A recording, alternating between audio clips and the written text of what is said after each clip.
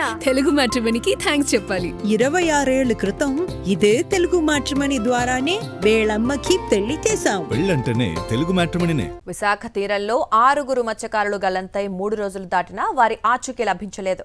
72 గంటల పాటు navy, coast guard, ఇతర బృందాలు గాలింపు చేపట్టినా ఫలితం లేకపోయింది.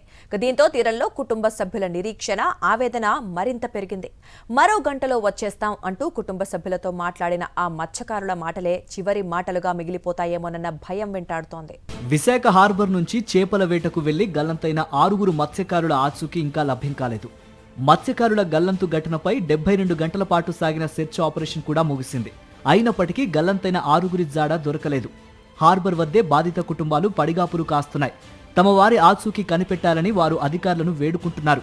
ప్రభుత్వం నుంచి ఎలాంటి ప్రకటన వస్తుందోనని కుటుంబ సభ్యులు ఆందోళన చెందుతున్నారు.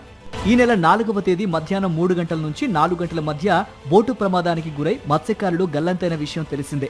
ప్రమాదానికి గంట ముందు కుటుంబ సభ్యులకు ఫోన్ చేసి మరో గంటలో తీరానికి చేరుకుంటామని, గంగవరం సమీపంలో ఉన్నామని చెప్పిన మత్స్యకారులు ఆ తర్వాత గల్లంతయ్యారు.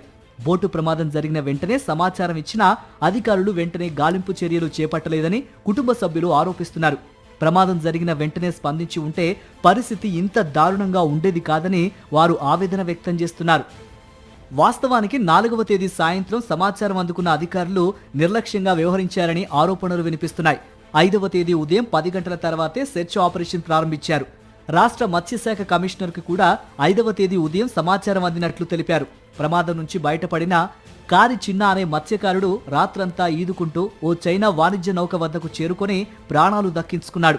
ప్రమాదం జరిగిన తీరును వివరిస్తూ సంఘటనా స్థలానికి ఒక్క బోటు గాని, హెలికాప్టర్ గాని రాలేదని కన్నీటి పర్యంతమయ్యాడు. హెలికాప్టర్ వచ్చినా అంతే, మరి వచ్చినట్టుకుంటే అప్పుడే దొరికిపోతాం. మరి మన అక్కడ సెలవులు ఏటి లేవు కదా సార్.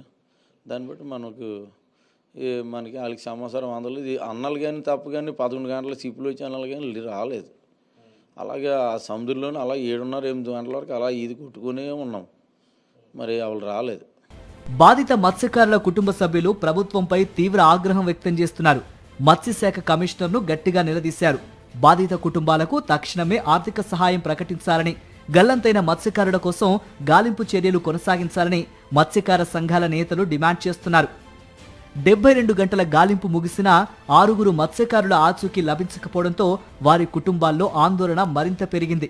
గాలింపు చర్యలను కొనసాగించాలని, బాధిత కుటుంబాలకు ప్రభుత్వం అండగా నిలవాలని స్థానికులు, మత్స్యకార సంఘాలు కోరుతున్నాయి.